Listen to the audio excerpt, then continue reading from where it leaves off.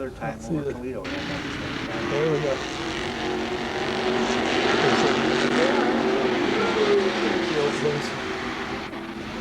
Don't do anything until the car gets upset and Tony waves the flag. 10 more laps.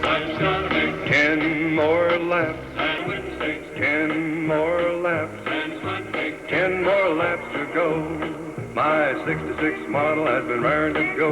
I worked a lot of hours getting her ready to go. Fixing up the engine so she won't blow. I'll be a winner, I know. 10 more laps. 10 more laps. 10 more laps. 10 more laps to go. I was running way ahead of all the other cars. I was doing fine and everything was good so far. Track was getting hotter with the melting of the tar. 10 more laps to go. 10 more laps. 10 more laps. 10 more laps. Yeah, well, welcome to Paul's Place. Another interesting one-hour show we're doing out on the road. This morning we're in Post 82. We're going to do another, let's see, this will be the third Roger Sunoco show we've done, but this is a second annual breakfast Roger Sunoco show.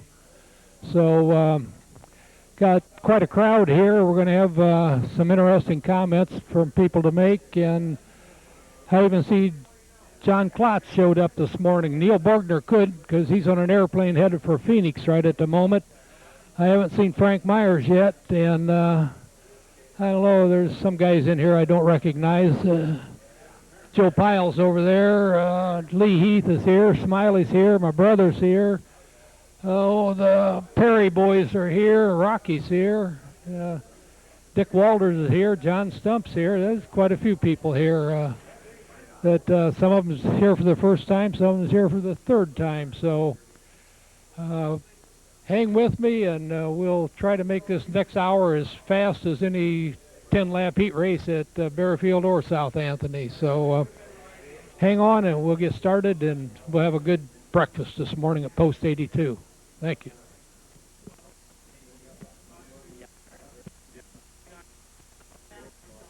Have my cameraman swing the camera around to the tables to see who's sitting where and what.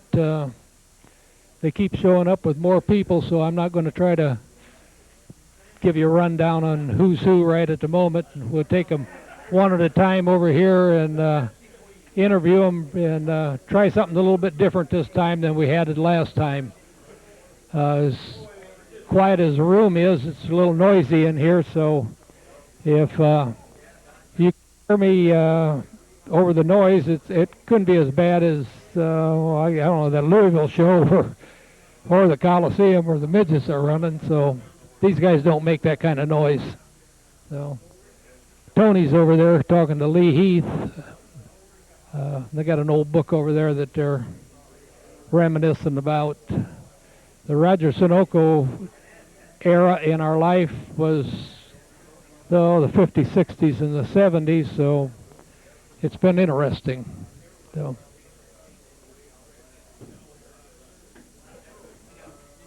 Okay, we're back in. We're going to start some interviewing, talking to some of the guys that hung out at Roger Sunoco.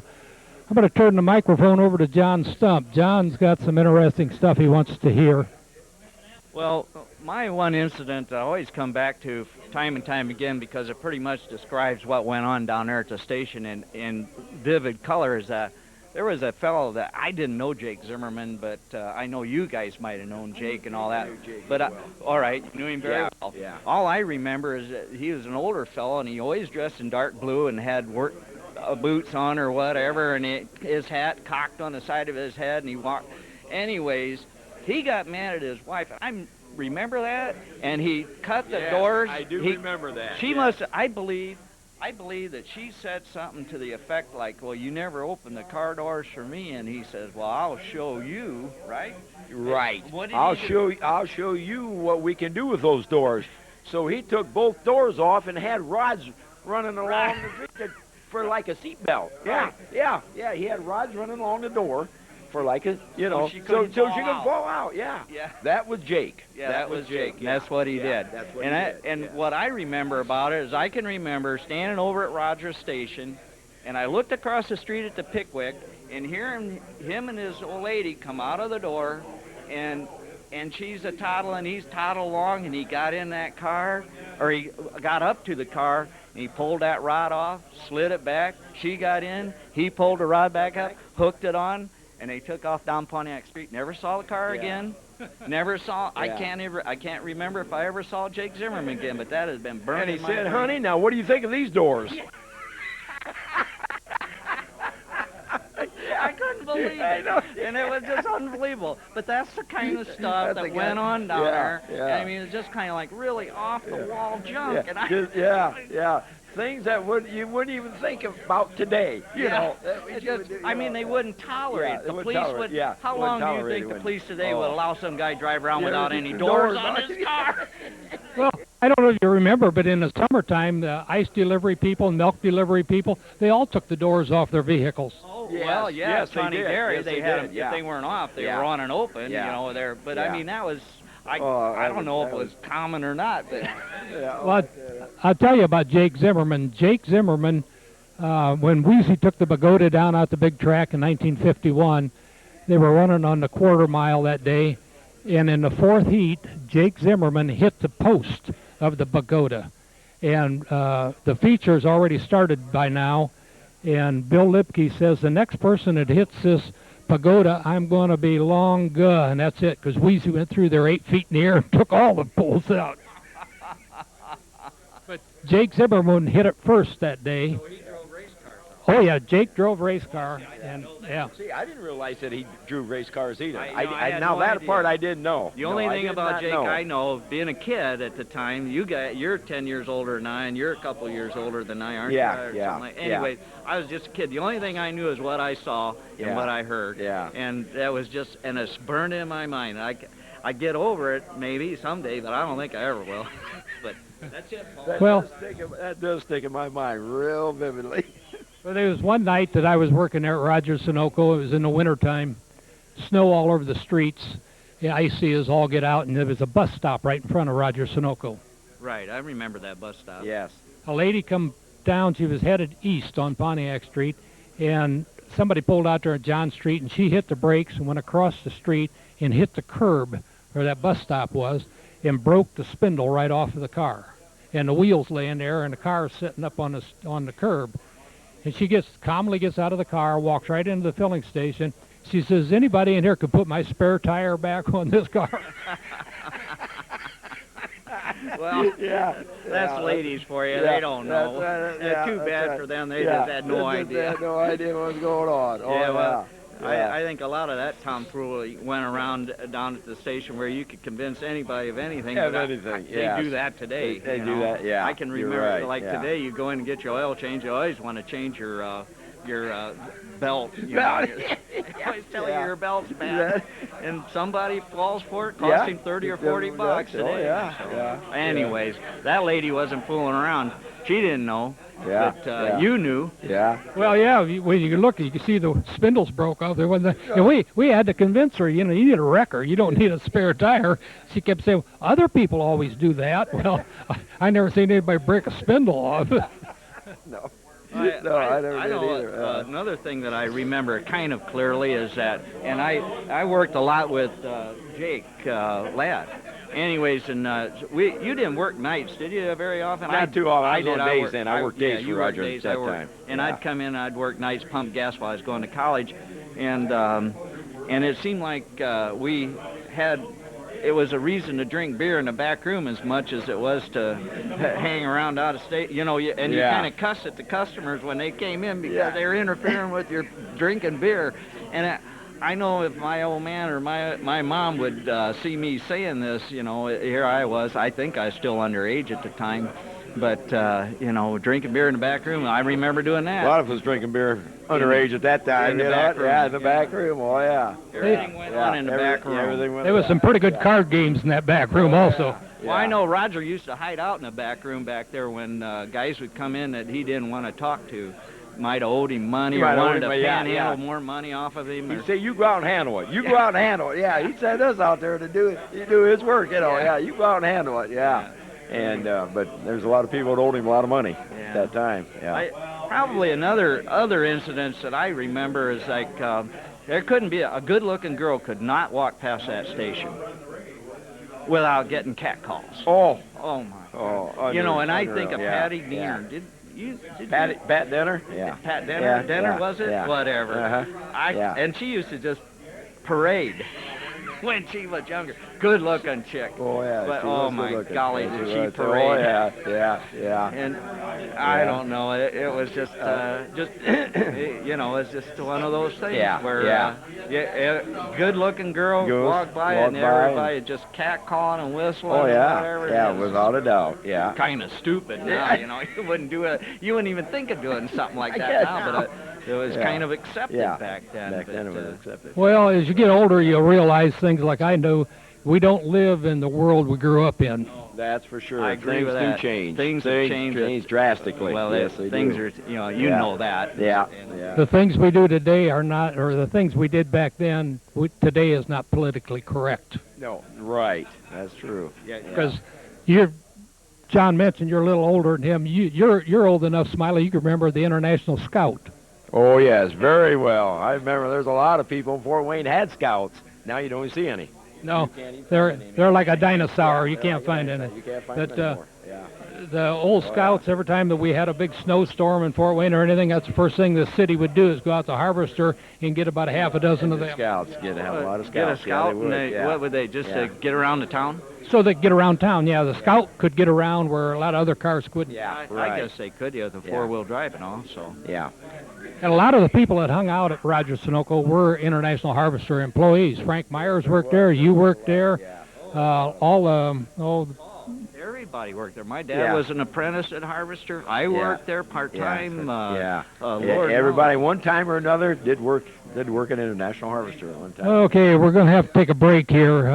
Rocky's got something to say.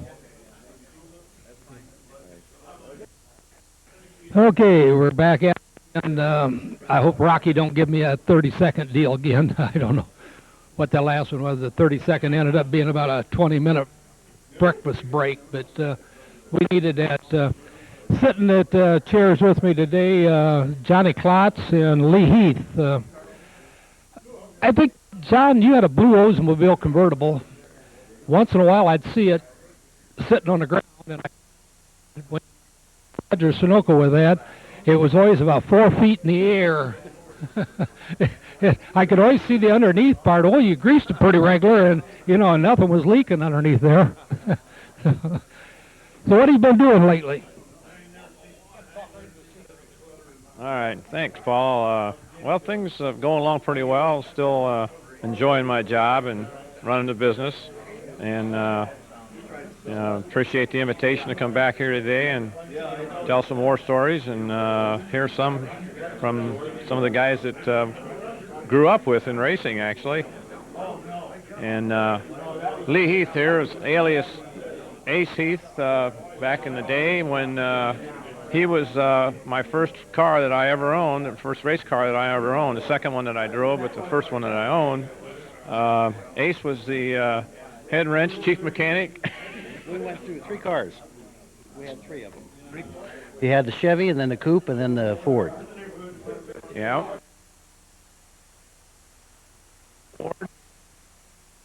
We had the 55.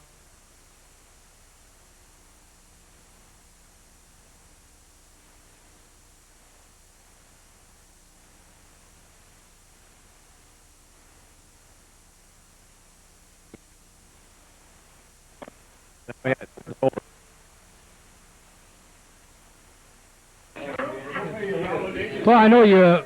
Oh, yeah. Okay. Okay. How about now? Still got it? Okay. This typical Mike we got. I don't know what happens here once in a while, but what'd you call that bull? Bullfrog forward. Who was the guy, the flagman out? Which one, Clark, or he was the one that ran backwards faster than he could run forward? No, not him. And Mo Brewer was the other. Mo Brewer did the work on that, remember? Yeah. Mo Brewer? He had the shop out there by Bearfield. Yeah. And Mo and Ed Weisenhower had a shop out there. Yeah, and Mo built Johnny's car, or did the bullfrogging on it out there. Well, I don't remember that, but there's a lot of things I don't remember back then. That was a neat car. Seen a couple of times I was in the pits and I seen that thing up in the air. Well, that's typical John Klotz driving.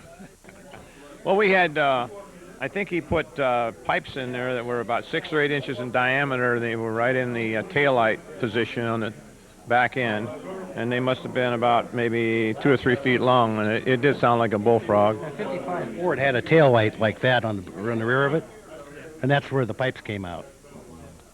What'd you do with the car after? You went driving Chevrolet then after that. I think I sold it to Chryslib. I think Joe did. Yeah. I remember you had a body shop down there in Pontiac Street then, didn't you, when you started driving that Chevy? Yeah. I don't remember exactly the timing on it. Wasn't he selling tires then? But I don't know. I thought when you started driving the Chevrolet, then you had a body shop down there in Pontiac by the viaduct somewhere down in there. Yeah, I did. I had a body shop down there called Johnny's Body Shop. It was east on Pontiac, almost to the viaduct. The timing there was close when I started racing. And I got out of the body shop sometime around, would have been 58 or something like that, 59. Yeah, there was a junkyard down there too. Cliff Stillwell used to run that junkyard, as I recall. He was NJ Auto Parts, run by Cliff Stillwell. I don't know, that's been closed for years too. Yeah.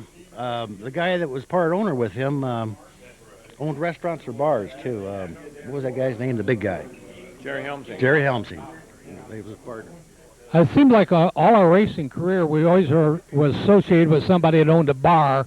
Klein Richard owned a few of those, and what's called Dimitri's over here owned a few. He's owned only 2 that I know of. But Pickwick was one of them right there across from Roger Sunoco that we spent a lot of time over there. I remember the time that we come out of South Anthony and everybody congregated after the races at Pickwick, and we'd talk about what we didn't do and what we did right and what we didn't do right and everything. And we had a conversation, you and I, about South Bend. It seemed like the week before you went up there and cleaned the house, made money, still couldn't bring it home. It was in boxes and had to send a semi up there and get it and all that. Remember that? Yeah, I do remember that, yeah. So the next week I went up.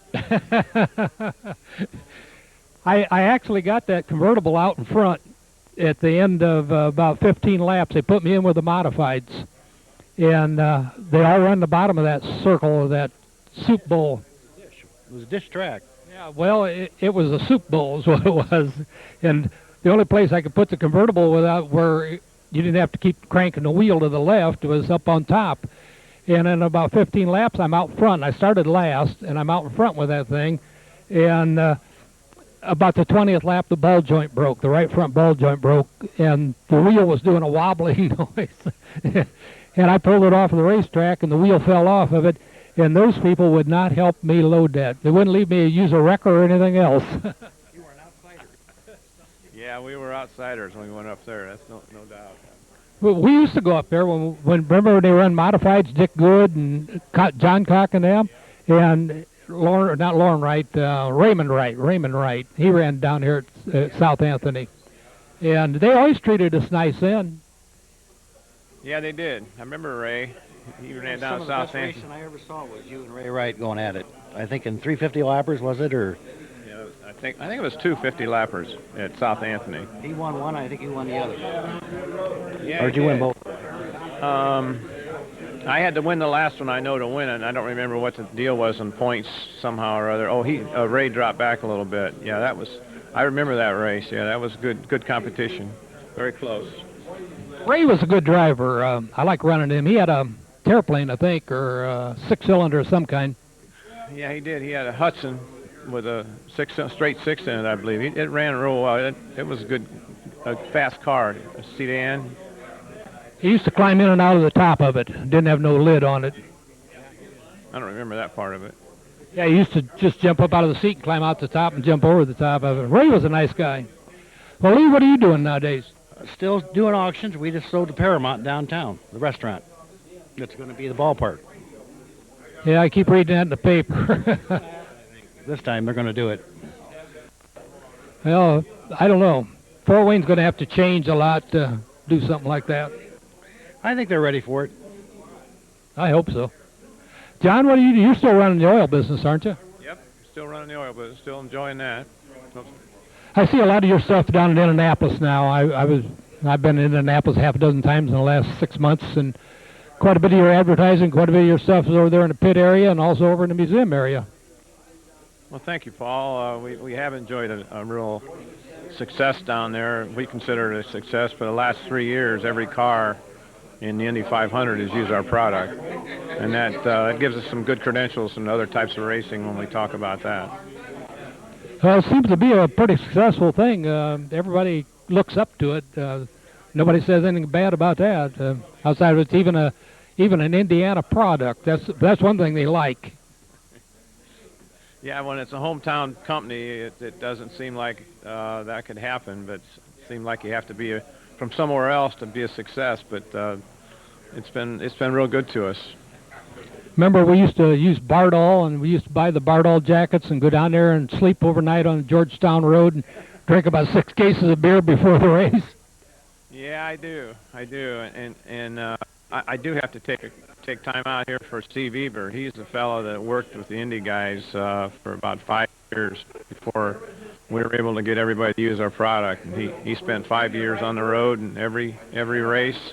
That's when the IRL first got started, and ended up with Honda having all the cars that have all the exclusive in the Indy now, or all the Indy cars. They're all Honda engines, and to have Honda use our product, Stevie, great job. Yeah, Honda is exclusive. I know the last Indy car we got in up there at the museum is God, my mind's leaving me, but anyway, the guy that brought the car in said he had 2 Newman Houses cars down in Indianapolis there in the garage area. He won $20,000 a piece for them, but no motors in them, because Honda will not leave a motor go with anything. Yeah, they do. They keep pretty tight rein on those. I know they're under contract and lease, and they're not allowed to change anything on those engines. That was Andretti, young Andretti's car we got up there. His 91 kart car. That's the last one we've got in up there. We got a Ford in there, one of the A.J. Foyt's old Fords in there also here in the last year. So anyway, well, it's been nice that you take some time out this morning, come down here and shoot the breeze. Roger Sunoco wouldn't have been Roger Sunoco without some of the antics all of us here at this table has played at one time or another. Yeah, Roger was a great guy, and he was always very giving to the whole bunch of us. I mean, there wasn't anybody that didn't tap on Roger once in a while, or he helped him out. He helped everybody out. He was a great guy. I hate to see him go. Yeah, every now and then we get to talking. The night that your brother had that Cadillac, I had that Pontiac with fuel injection in it. We went down Lafayette Street at about 90 miles an hour, and he rolls up underneath the viaduct there at Lafayette Street and taps us on the back bumper. Then we slid in that alley across from the old Huddle Barbecue, and the rest of the night's history. That's right. You remember Dewey Culberson? Yeah, Dewey worked the Harvester. He's the guard. He was at the station, too. He was, called him Seamate. Yeah. He was an ex-Navy guy. Yeah. And I remember the time, Christmas Eve, around that gas station, somebody always went over to Roy there and got a fifth of something. And brought it over to the gas station. And Dewey got into it a little bit. He was getting a little loose. So we finally parked him and closed the gas station up.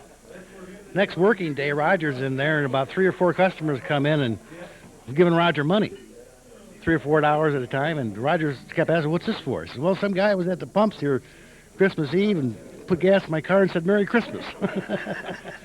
That sounded like Dewey. I remember one night we were having a party. We were going to go across the street to the Pickwick and remember Gil Baker and Bob Harper? Sure, real well. Well, Gil Baker was drinking a Coke, and Bob Harper was drinking a Pepsi-Cola, and we're going to go across the street and drink some beer. So I took the Coke Baker had. Harper set his Pepsi down on the counter, and I took that Coke and poured about half of it in that Pepsi. Harper picked it up and drank it, and then he come across the street. A mixed drink we made for you? He said, boy, he says, my head's circling. He says, I don't understand. He says, what'd you put in that? And I was, it was about 150 proof. Convinced him that it was alcohol, and he passed out right at the table. Bob Harper was the guy that owned the first car that I drove out there. He did. South Anthony. Yeah. And I think Jake had something to do with it, didn't he? That Chevy? I think he did, yeah. Yeah, it was that two-door, that black two-door, wasn't it? Or, yeah, that, 51, I thought. 51, I think it was 51. I've got a picture of it up at the museum there. Do you really? I'd like to see that. Bill Heidenreich put that Band-Aid on the side of it where the dent was in the quarter panel and put underneath her, ouch. I'll have to check that out. So, okay, well, it's been nice talking to you guys, and we'll let you get up here, and we'll get a couple more people down here. Yeah, nice to see you, Paul. Thanks for the invitation. See you, Paul. Thank you, gentlemen. Okay, we're on again. Sitting next between my brother and I, we got a guy that was a terror of Central High School back when we went to Central High School. Arlo Powley. Arlo went to Central High School and then made his name in the phone business. You worked for General Tel? 37 years. That's a long time climbing poles. Yes, quite a bit. Then you left phone company, you retired, and moved to Florida. Yeah, retired in 92, and we moved to a little town called Montdora, Florida. At Central, what year did you get out of Central? 48. 48. Okay, that was a year before Wheezy. That was 2 years for me, 3 years for Dick. Yeah. I don't know, you went in the Navy before you even graduated, didn't you? No, I got out of high school in 48, and I enlisted in the Navy in 50. Okay. Got out in 54. All right. By the time Dick was already in there, because I'd gone at 50. How you been doing, Dick? Well, pretty good, all things combined. I've been going out and get that radiation treatments and everything, but they seem to be going pretty good. Can you hear it? Or do I need to get a little closer? Yeah. How many more radiations? 35. I think I got 42 of them, and I got about a weekend now, so it's going to take a while, but each morning. That's tragic to go through something like that. But if you want to stay alive, I guess you got to. So once you left Florida, you went down there in the nice warm weather, and then you come back here to this place. Yes, it did. We moved back. Yeah, kind of my kids, grandkids, and great-grandson now. I also heard over here one of these tables you come back because you thought that state was full of old people. Yep. That's right. Well, that happens, I guess, once in a while. You were part of Johnny Klotz's pit crew when he was running USAC. Right. I was a gas man. I ate breakfast yesterday down over on the other side here with Neil Borgner, Neil and Dean Schlegel. You remember those guys? Oh, yeah, yeah. They said you could pick them gas cans up, one in each hand. Yeah. That was years ago. You can't do that today? I doubt it. Well, you guys ran a whole circuit then. Phil Howard owned that car, didn't he?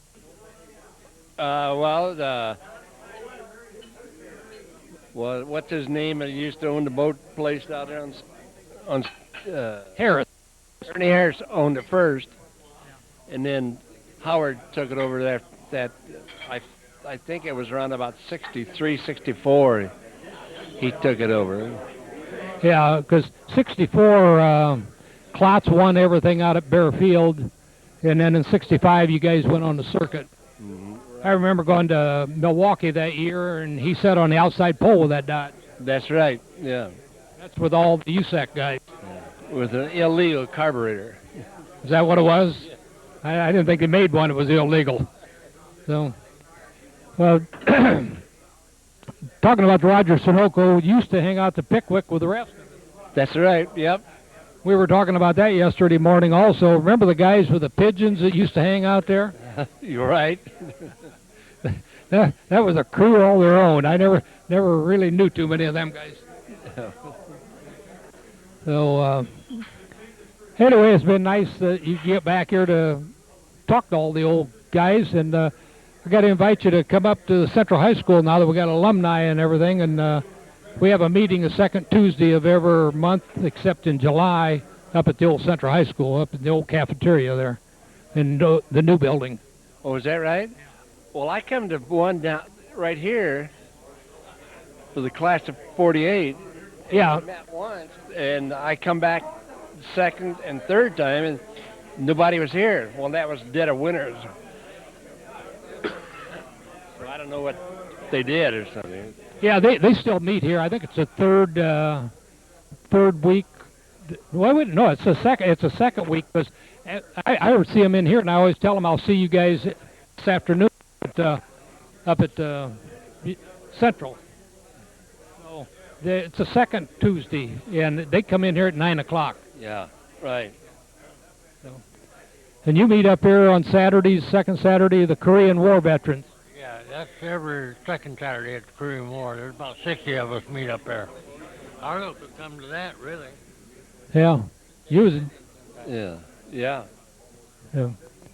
So there are all kind of things for you to do around here. Well, just get involved in it. That's right. I saw a bunch of guys from retirees from the phone company. They said they meet every Wednesday up here. And they were sitting over there and yelled at me when I walked in. Yeah, I seen Dick sitting over there with them. I had to come over here and get set up, or I'd have talked to a few of them. Yeah, well, I talked to quite a few of them. They come in here and said every Wednesday and have a little bit of a meeting.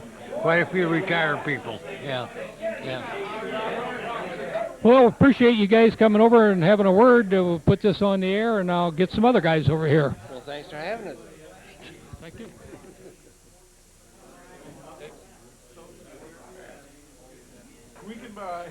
Okay, we're getting back again. We had to change things around again, and I only hope that we're not getting too much light and too much noise. Jim Mills and Dave Perry. Is that who I got here now? That's right. Which one's Jim? That's me. I'm Jim. Hey, be Jim. Well, it's been a while. It's been a year since we got together here and shot the breeze. What's going on? And then you guys weren't. You were at the studio. Yeah, you was at the studio. You are. Up there too. Yeah. Okay. Yeah. I get things straightened around here. I've got some tapes over there if anybody wants them. Okay.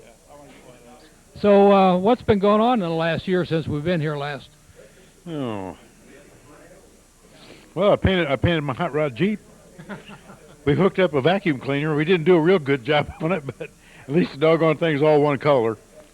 What color was it before? What color is it now? Oh, it's all white now, and it used to be like 3 or 4 different colors.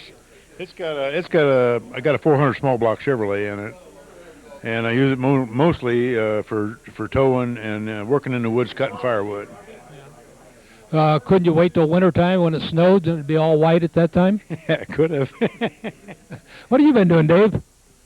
I just kind of run my grandkids around to sporting events, and just kind of keeps them busy, picking them up from school and taking them here and there, and we're going out of town for a couple things. Just been.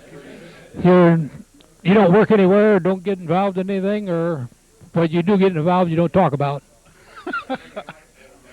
Yeah. It ain't that bad. It's not that bad.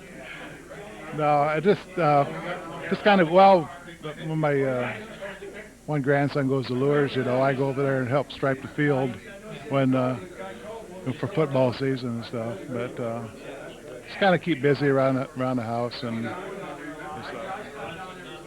Your wife's got you well trained. Yeah, I'm kind of domesticated. The laundry and sweeping the floors and stuff like that. Well, we got a deal at my house. I do the outside work. She does the inside work.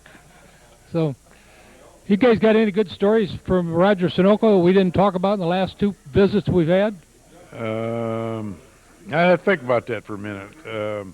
How about when you used to live in your coop, from what I say out there? That's just I was just reminiscing about that, trying to get that squared away. I didn't have any place to live at the time.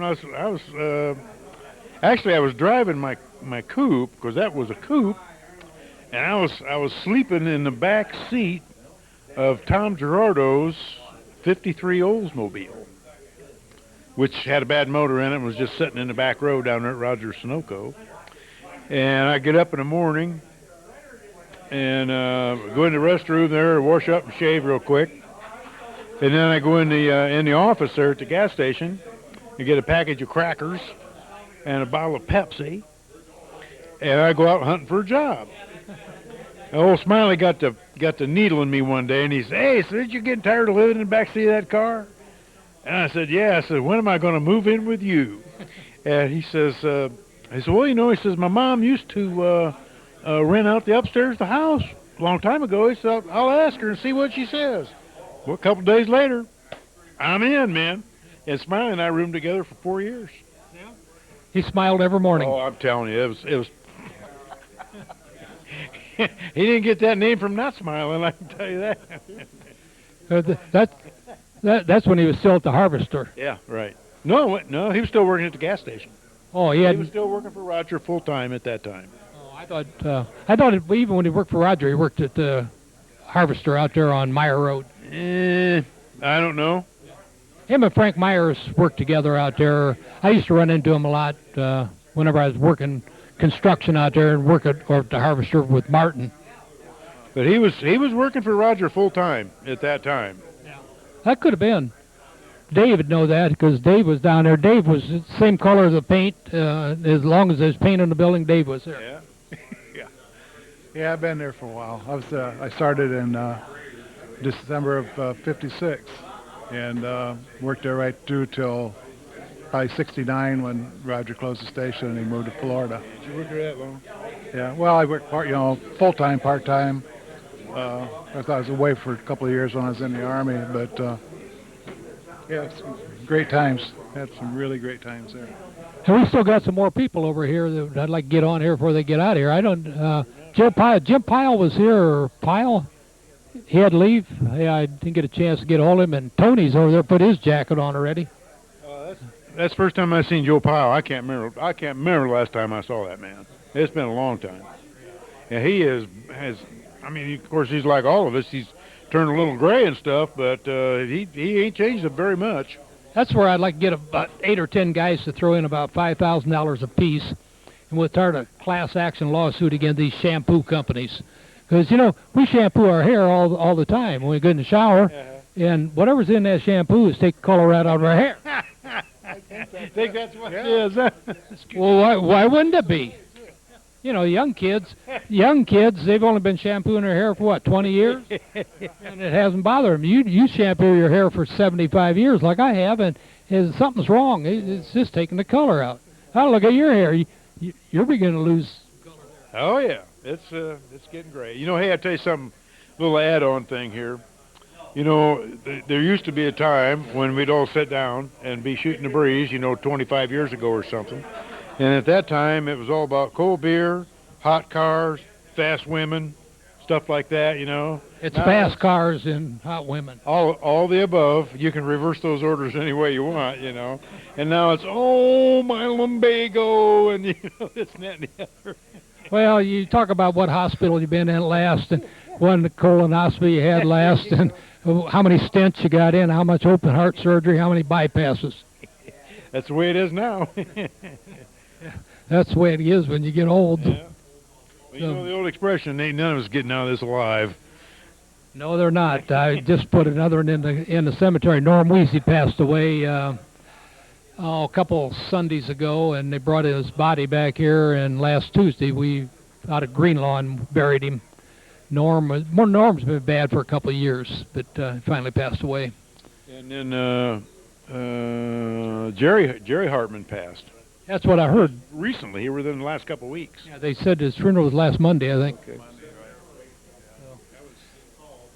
I just heard probably about 4 or 5 weeks ago, I talked to some kids I went to grade school with, and Jerry's name come up, and they said, well, I heard he's, not feeling too well, but I didn't know the extent. And then next thing I know, looking at the paper, and there's obituaries there, so it took him pretty fast, I guess. Some of them cancers do. You find out what you got, and bang, you're gone. That's why I'm not slowing down. I'm not leaving death or illness get me. Right, I agree. I want to have keep moving. Like old Roger used to say, you got to keep moving. Got to keep moving. Hit the drive. Take a snow shovel with you, because on the way back you could shovel snow. He never got that lot plowed. You always had to shovel it, or what you could of it. Well, they didn't have snow plows like we got now. I know. It wasn't common then. Eddie had one on his truck, but he's the only one. Eddie was a little bit slower with things than we were. He was supposed to be here today, and he didn't show up. He's a good old boy, too. He's a good guy. Yeah, he's okay. I seen him at the Hall of Fame night out at Bearfield. He was out there. I got a picture of him. He won. They don't show up, pick it up. Okay. I just don't know if you remember, we used to wash a lot of cars on Saturday, probably 15 or 20 on a Saturday. Have that radio blasting back there, and Roger, he'd just turn that radio down, turn that radio. One time we was back there, and he told us about 10 times to turn it down, and finally he turned the hose on it, drowned it out. I don't think that radio ever worked after that. He used to have a no-ringer that he used to, 1 minute, okay, we had a no-ringer there. We used to wring out all the chamois and that with. Yeah, I remember. That water really smelled in there, in that barrel. When Jess Lewis first started his on-the-spot transmission service, he'd rent the closest bay he could find and put the car up there and fix it. Well, he was paying Roger a hell of a good chunk of change for a bay rental, say. And so he had a car up there fixing that tranny, and somebody was over there in the next bay washing the car, which Roger got, 50 cents, I think, for that. And old Jess was just giving him the needles on that. How much is that other bay over there making, Roger? How much is that other bay over there making, Yeah, we're running out of time now, so we're going to have to dial this thing down. Okay, we're done. Hello there. Welcome to Paul's Place from in the studios. We just gone through our situation out at Post 82 at Roger Sunoco Breakfast, and had the camera set up a little bit different. Anyway, we didn't get a full hour on that film, so we're coming in the studio here and bringing everybody up to speed of what excuse me, what went wrong and what didn't go right and things like that. Roger Sunoco was I don't know, a time and period, I guess, they'll never be back again. Service stations, as we knew them back then, aren't what we know as service stations today. It's like I've made the comment a lot of times before that we don't live in the world we grew up in. When we grew up, it wasn't. It just wasn't impossible to do something when you was a teenager. And one of the jobs that you could get was to work at a service station. People would drive their cars into a filling station, and they stayed in the front seat. They didn't have to get out and pump their own gas or anything like that. Service station attendant came out and washed your windshield, pumped gas, checked the oil, checked the tires and air in your tires. And in the wintertime, in the fall of the year, they'd always check your antifreeze. And then so in the middle of winter, when the radio would come on and say it's going to get down to 0, everybody would pull their car down to the filling station and have their antifreeze checked again to make sure it didn't freeze up and bust and things like that. Service stations were altogether different back when Roger Sunoco was in operation than they are today. In our past 40-some minutes that we were discussing the things that happened at Roger Sunoco, the words "the back room" come up a lot. And the back room in a filling station was usually right behind the office. It was where you kept your supplies. Maybe 10 or 12 cases of pop was back there. all the supplies you needed to put on their shelves, like tire repair kits and polish and shampoo and stuff like that that you sold as a service. They were stored back there, along with the air compressor was back there and the safe was back there. It seemed like when these people were building these service stations, they thought that the safe would be better in the back room where it was out of the way and nobody really knew where it was at except the safe crackers that they used to have back in them days. They could break in the back door of a filling station and go in the back room and crack the safe and nobody would see them. Nowadays, if anything's got a safe in it, the safe is out front, well lit, so that if you went by this place of business, you could look right inside, and if anybody was in there busting the safe, you'd get a good view of them. But the back room was always a place where, in the evening especially, everybody congregated, and somebody might have brought in a six-pack of something and had sat around, and you'd try to solve the world problems and your own problems in the back room. And that little rubber hose that used to run across the driveway would let you know when it go boing, boing, that somebody was driving across the driveway, so you'd have to go out and pump gas, see what else the person might want. But like I said at the start of this, service stations today are not that way. Service station today, if you do get a job at one, if you're in high school or something, and you'd just be behind the counter taking the cash and ringing up a cash register and that. Nobody goes out and pumps gas anymore. Nobody goes out and checks your air pressure and your tires or anything like that. That just isn't done in today's life like it was back when Roger Sunoco and Ladd's Marathon and a few more of those were in operation. Everybody worked at a factory would bring their cars in on Saturdays to have them serviced. Nowadays, they take their car back to the dealership or Jiffy Lube or Hires or getting a zone type deal. But it used to be there was a filling station on every corner in the middle of every block, and if you was thinking about buying a car, you'd ask the car lot if you could take it for a road test, and the first thing you did is you drove it right down to your favorite service station and put it up on the lift and checked to see if it had been in any major wrecks or anything like that, or if it was rusted out underneath, or what it looked like underneath the car could tell you a lot more than what it looked like outside the car. That's something they don't do today. Service stations also was a place where you bought your tires. You pull over there to have air it up, and somebody said, well, I can see the tread here. And the guys, well, what's the cost for 2 new tires? You give them a figure, and they say, well, let's do it. And you pulled around and stuck the tires on it. But like I say, that's changed. And while all this was going on, when Roger Sunoco was in operation and so on, it was a case where there'd be maybe 4 or 5 people working that day, especially on weekends.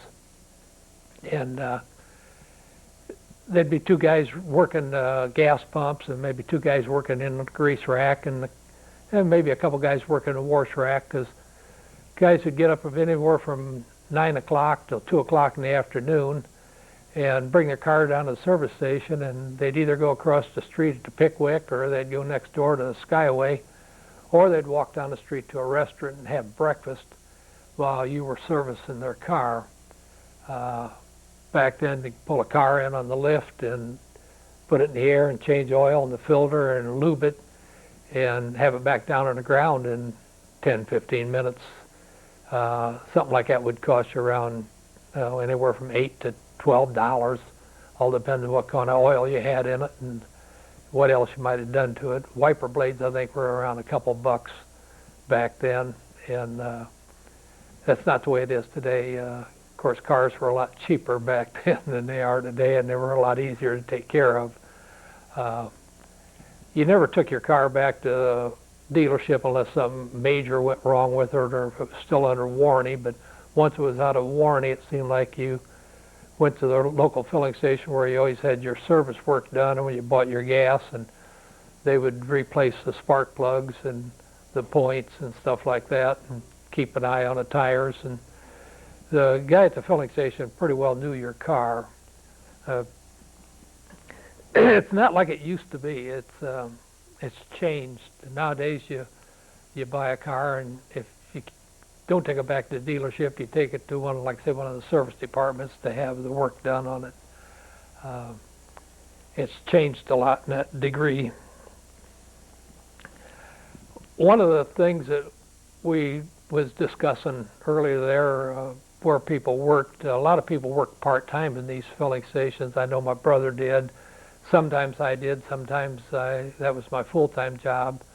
But most of my life back then, I worked for a dealership of some kind, either a Chevrolet dealership or a Ford dealership or Oldsmobile. I remember in the 50s, I'd worked at McComb Ignition Auto Electric and then went to work for Rice Oldsmobile, and it just seemed like if you hung around the filling station, the next thing you know, you was working part-time there, and it was just the way of life. It was just the way what everybody did back then. Little girls in high school, they'd go down to the drugstore and get a job. They'd be putting stuff away or working behind a counter or ice cream. All drugstores had an ice cream parlor and everything in them. You could, for less than 50 cents, you could go in and sit down at the soda fountain and have you a lime phosphate or some kind of a exotic drink that wasn't a Pepsi or a Coke, and then have you a chocolate sundae or a hot fudge sundae or things like that. And it seemed like it was the young girls that was working behind the counters that did all this. But the young boys, especially if you had automobiles in your mind, and I think that was what 90% of the young kids thought about when they turned, I don't know, when you turn 12, 13, 14 years old, there's about three things in your mind. Baseball was one of them, basketball was the other, and I think cars was the other. Back then, women didn't, or girls didn't get in your way, and kind of, you might have had a couple sisters at home that was giving you some trouble, but I don't know. The biggest thing in most of our lives was automobiles and make them run, and if you could make them run faster, and it was illegal to run them fast from red light to red light, although some of us did. And I think that's, the police like to see that, because if they were sitting in a corner, they'd stop you and they'd write you a ticket to the dance, and you go down and pay that one. And then after you got so many tickets to the dance, they'd call you downtown and say, hey, it's getting to the situation where you've got too many tickets, and if you don't slow down, we're going to take your license away from you. So that's where we decided to build a race car, and there wasn't no traffic cops at South Anthony or the big track or anything like that. So if you built you a race car and took it out there, it was legal to drive it as fast as you wanted to and as long as you wanted to, as long as the race lasted. So that's why every filling station in Fort Wayne and in any small town, if you look, there was always a race car sitting around, and that race car was a reason that the help was all there, because the help was part of that race car. And then half of the crowd that was in the grandstands for different filling stations was your service department, or the people you serviced their car, or the neighbors that knew that, hey, that number one come from Roger Sunoco. It had his logo on it, stuff like that. Of course, Johnny Klotz hung out there, and so did myself. And there's there was a lot of them that just hung around this filling station or that filling station. I know TJ had a marathon station, I think, over in Anthony, and he had a couple cars that he ran out of the racetrack. But it seemed like everybody had one, and that was the way life was. But the service station itself was I don't know, employment for, I'm going to say, a multitude of people, whether it was full-time or part-time. The owner of the service station, naturally, that was his way of life. That was what he was going to retire from, or sell the business to someplace else and go on. Some guys had 2 or 3 filling stations, and I don't recall any of them having 2 or 3 race cars, although I pretty much think that they did. Some of the better equipped race cars was backed by bigger companies. I know Case Dairy down in Bluffton, Indiana, he backed that one Owen Fryer and Rusty Hartman ran. And then all the junkyards, as they called them, auto parts places today, they usually had a race car. I know Wendy Cole used to drive for Dagger Newport, and Wendy was hard on motors. He'd run the wheels right off of a car and run it till the thing give out. But getting back to the filling stations itself, as we were talking about Rogers, it was a hangout, and then it was where a group of people just got together and they were good friends. And the people you met around the filling station, the ones you worked with, you stayed around them for life. As long as they stayed in the area and you stayed in the area, you'd see each other at the grocery store, even though you grew up and got married and you moved to a different part of the county or the different part of the city.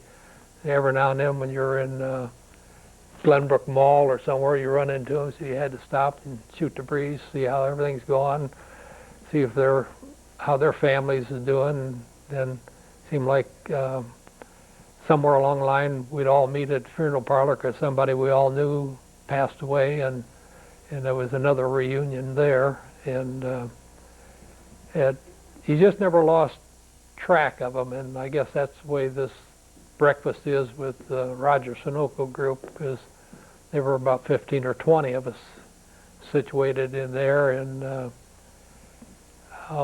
we've all went our separate ways now, and we've all been, I guess, successful. Those that I never read an obituary column of any of us ever starving to death or any of us filing bankruptcy or anything like that. That everybody had a pretty good life, and now it's nice that we can get together and reminisce about it. Of course, Roger's gone, and a few more of them are leaving us too, because like Jim said earlier in one of the interviews I had, nobody gets out of here alive, and I don't think anybody wants to go to the next world alive. But I don't know, it's just been an interesting part of our life to be into a situation where the camaraderie or something like that with each and everybody.